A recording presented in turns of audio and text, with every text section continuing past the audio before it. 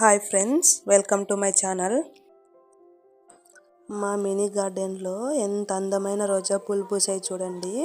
ఒక్కొక్కటి ఎంత పెద్దగా ఉన్నాయో, దాదాపుగా ఒక అరచేయి అంత పెద్దగా ఉన్నాయండి. చాలా అందంగా పూసాయి. ఇంకా ఒక 4-5 మొగ్గలు కూడా అలాగే ఉన్నాయండి ఆ చెట్టుకి. ఆ చెట్టు యొక్క ముదురాకులు అప్పుడే కట్ చేసామండి. ఎందుకంటే వెంటనే ఫ్లవరింగ్ అనేది స్టార్ట్ అవుతుంది కాబట్టి ఆకులన్నీ కట్ చేసామండి. ఇలాగే అన్ని చెట్లకు కూడా ముదురాకులు అనేది కట్ చేసాము, ఫ్లవర్స్ రావాలని.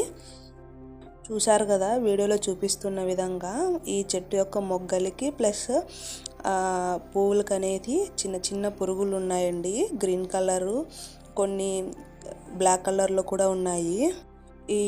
ఈ పురుగుల్ని జీడు అని అంటారంట, నాకు తెలియదండి. నేను వైట్ కలర్లో ఉంటాయి చూడు, ఆ జీడుని చూశాను. మందారం పూలకి చాలా ఉంటాయండి.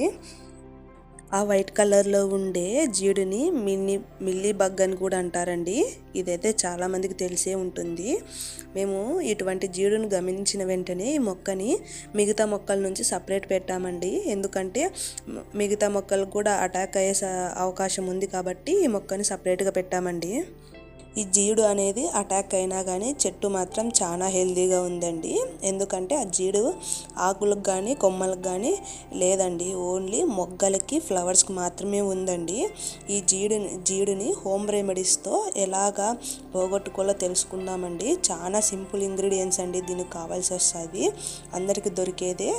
ఏమో సర్ప్ అనేది అందరి ఇంట్లో అవైలబుల్గా ఉంటుంది కదండి. ఒకవేళ సర్ప్ ప్లేస్లో ఇంకా యూజ్ చేయాలంటే మీరు బేబీస్ కోసం యూజ్ చేస్తారు చూడు, ఆ షాంపూనైనా యూజ్ చేయొచ్చండి. సర్ప్ అనేది 2 టేబుల్ స్పూన్ తీసుకోవాలండి. ఒక డబ్బాలోకి 2 టేబుల్ స్పూన్ సర్ప్ ఉంటే ఒక మగ్గు నిండా వాటర్ పోసుకోవాలండి.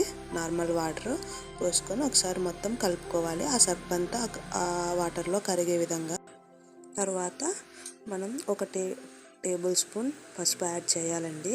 సర్ప్ వాటర్లో పసుపు పడగానే వాటర్ అన్నీ రెడ్ కలర్ వచ్చేసాయండి. ఇది మీకు తెలిసే ఉంటాయి. చిన్నప్పుడు మనం 8th class and 7th class బుక్స్లో చదివి ఉంటాం కదండి. అదే సోప్లో కూడా పసుపు వేస్తే రెడ్ కలర్గా మారుతుంది. అలాగే లైమ్ వాటర్లో కూడా పసుపు వేస్తే రెడ్ కలర్లో మారుతుందని. నెక్స్ట్ వచ్చేసి బియ్యం కడిగిన వాటర్ అండి. ఈ బియ్యం అనేది నేను ఒక 8 hours నానబెట్టానండి. తర్వాత వాటర్ వంచుకొని దీంట్లో పోసాను. ఈ వాటర్ యొక్క రేషియో ఎలా ఉండాలంటే, సర్ప్ వాటర్ వచ్చేసి ఒక మగ్గు ఉంటే నార్మల్ వాటర్ 2 మగ్గులు పోయాలండి. 1:2 రేషియోలో ఉండే విధంగా చూసుకోవాలండి కదా. వీడియోలో చూపించిన విధంగా బాగా ఆ వాటర్ అన్ని మిక్స్ చేసుకోవాలి. తర్వాత మనం వాటర్ని స్ప్రే చేయడం కోసం ఇలాగ స్ప్రే చేసే బాటిల్ని ఉపయోగించాలండి.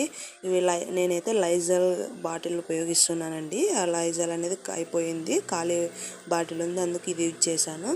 ఇంకా కాలిన్ బాటిల్స్ కానీ ఏవైనా వస్తాయండి, అవి యూజ్ చేయొచ్చు. ఎందుకంటే మనం స్ప్రే చేసేటప్పుడు హైలో పెట్టుకొని స్ప్రే చేయడం వల్ల ఆ జీడు అనేది వెళ్ళిపోతుందండి. చూసారు కదా, మేము చెట్టు మొత్తం పువ్వుకి మొగ్గకి ఏది వదలకుండా స్ప్రే చేస్తున్నాము. ఇదే విధంగా మిగిలిన వాటర్ని మిగిలిన మొక్కలకు కూడా స్ప్రే చేసామండి. ఆ మొక్కలకైతే జీడు రాలేదు, కానీ ముందు జాగ్రత్తతో మిగిలిన మొక్కలకు కూడా ఈ వాటర్ అనేది స్ప్రే చేసామండి. ఇంకా కొన్ని వాటర్ అనేది మిగిలి ఉంటే చెట్ల మీద చిలకరించామండి. ప్రతి చెట్టుకి చిలకరించామండి. మీకు ఇలాంటి వీడియోస్ ఇంకా కావాలన్నా కమెంట్ సెక్షన్లో కమెంట్ చేయండి. మిల్లీ బగ్ ఎలా నివారించుకోవాలన్నా, ఈ మిల్లీ బగ్ అనే అది మందారం చెట్లకు ఎక్కువ వస్తుందండి. ఎటువంటి హోమ్ రెమెడీస్ వాడాలనేది కావాలంటే కమెంట్ సెక్షన్లో కమెంట్ చేయండి. మీకు ఈ వీడియో నచ్చితే లైక్ చేసి, షేర్ చేసి, సబ్స్క్రైబ్ చేసుకోండి. అలాగే షేర్ కూడా చేయండి. చూసారు కదా ఫ్రెండ్స్, ఇందాక చెప్పిన విధంగానే మిగిలిన మొక్కలకు కూడా స్ప్రే చేస్తున్నామండి ఈ వాటర్ అనేది. చాలామంది వీడియోస్ చూస్తున్నారు కానీ లైక్స్ చాలా తక్కువ చేస్తున్నారండి. ప్లీజ్ అందరికీ లైక్ చేసి నన్ను సపోర్ట్ చేయండి, షేర్ కూడా చేయండి. ఇంకా మీకు ఎడ్యుకేషనల్ వీడియోలో కావాలన్నా కమెంట్ బాక్స్లో కమెంట్ చేయండి. ఏదైనా నోటిఫికేషన్ కానీ ఏదైనా డౌట్ ఉంటే కమెంట్ సెక్షన్లో కమెంట్ చేయండి. మీకు ఖచ్చితంగా రిప్లై ఇస్తాను, లేకపోతే వీడియో చేసే ప్రయత్నం చేస్తానండి. Thank you so much friends. Bye friends.